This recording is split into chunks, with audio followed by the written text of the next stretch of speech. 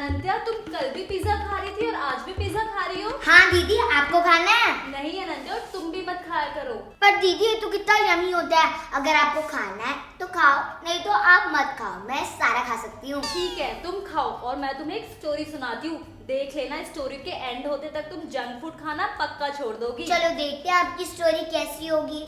और हाँ, अगर आपको भी स्टोरी पसंद आई तो 70,000 लाइक्स तक जरूर पहुँचा देना।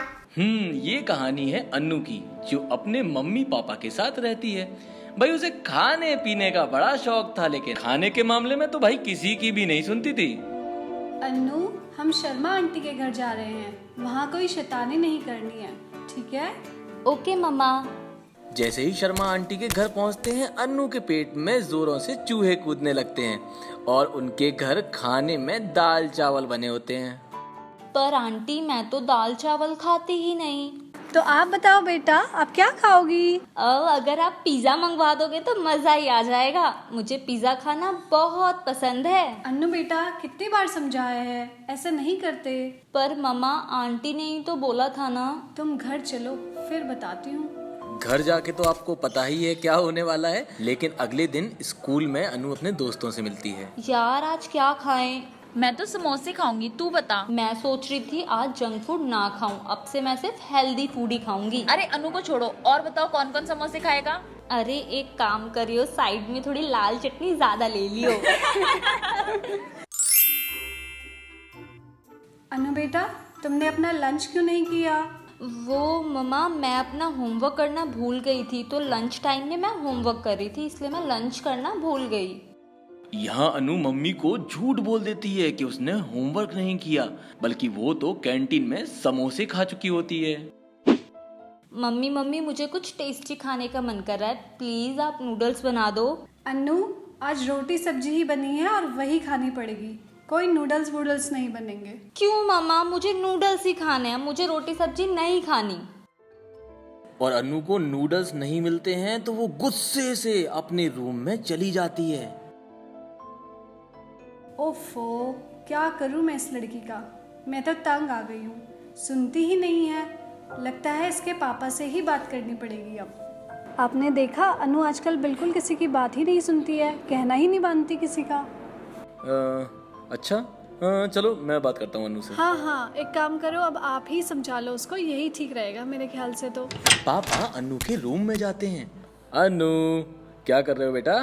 पापा, मुझे नूडल्स ही खाने हैं। पर मम्मा। बस अनु ने इतना ही कहा और वो उदास हो गई।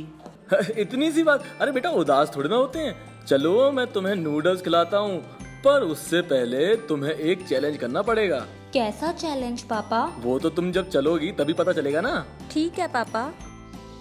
अनु और उसके पापा दोनों गार्डन में जाते हैं और दोनों साथ में मिलकर प्लांट्स लगाते हैं। आओ अनु, प्लांट्स लगाते हैं। क्यों पापा?